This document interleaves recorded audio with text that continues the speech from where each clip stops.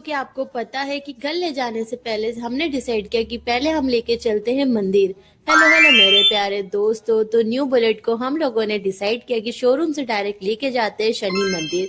वैसे तो हमारा प्लान था कि दादाजी मंदिर और भवानी माता मंदिर भी हम लेके जाए, पर दोपहर का टाइम हो चुका था और मंदिर हो जाते हैं और जिनकी वजह से हम कुछ नया जिंदगी में खरीद पाए उन्हें सबसे पहले थैंक यू बोलना तो बनता ही है, इसलिए हमने पहले भगवान जी को थैंक यू बोला, फिर हमारे पेरेंट्स को।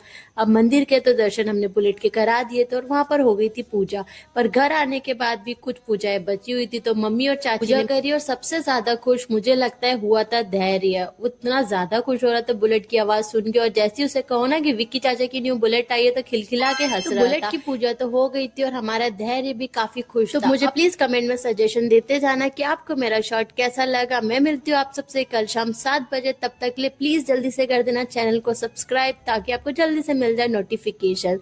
तब तक के लिए बाय।